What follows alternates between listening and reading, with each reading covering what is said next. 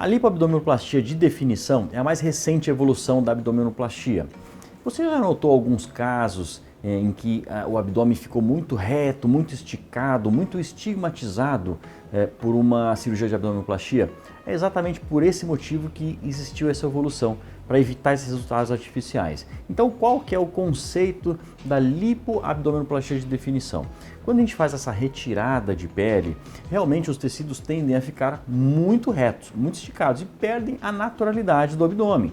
O abdômen, naturalmente, ele tem algumas curvas, alguns relevos, aquele efeito de luz e sombra, que é o conceito utilizado na lipoaspiração de definição. Então, esse conceito foi extrapolado para a abdominoplastia também. Então, quando a gente faz a ressecção de pele, depois de posicionado os tecidos, a gente consegue definir algumas curvas, algumas linhas verticais principalmente, que vão dar uma naturalidade para o abdômen. Então vão dar aquela definição do músculo reto abdominal, um pouco mais de definição dos músculos oblíquos. Então isso evoluiu muito e melhorou muito os resultados da abdominoplastia. Agora, será que todas as pacientes, todas as mulheres ou homens são aptos, são candidatos a fazer a lipoaspiração de definição? Infelizmente não.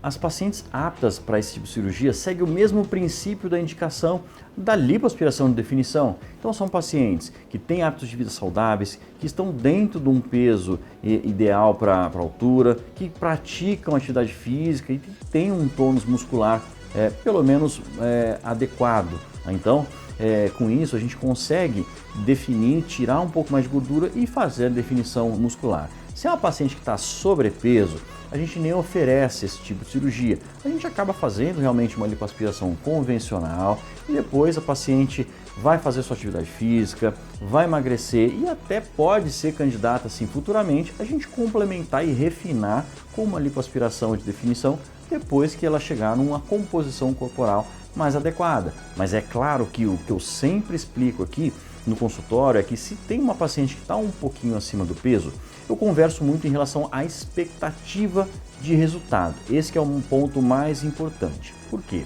Se a paciente tem realmente uma expectativa de resultado de uma abdominoplastia com definição abdominal, então ela vai ter que chegar num peso adequado, numa composição corporal adequada, para a gente conseguir fazer esse tipo de cirurgia com um resultado bom, com um resultado natural. Então muita gente me pergunta, quando vem fazer uma abdominoplastia, será que eu preciso perder peso?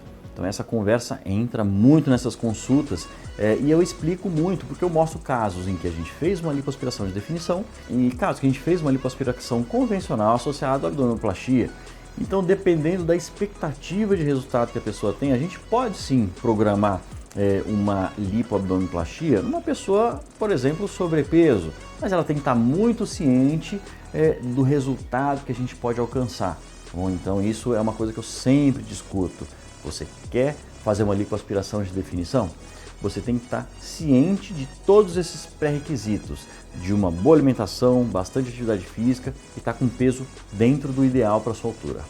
Uma outra dúvida muito frequente é qual que é o tamanho e a posição dessa cicatriz da abdominoplastia. A posição a gente vai deixar o mais baixo possível. Geralmente, quando a paciente tem uma cicatriz cesárea, vai ficar abaixo da cesárea. A gente tira a cicatriz da cesárea.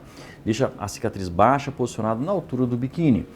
O tamanho das incisões depende muito da flacidez, da quantidade de pele que vai precisar ser retirada.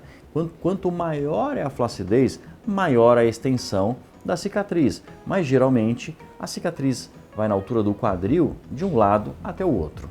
Em relação à recuperação do pós-operatório e retorno às atividades, é exatamente igual à abdominoplastia com lipo convencional. Então a gente vai ter essas primeiras semanas principalmente andando levemente curvada e dormindo com as pernas elevadas. Vai ter o uso de drenos que variam de 5 a 7 dias.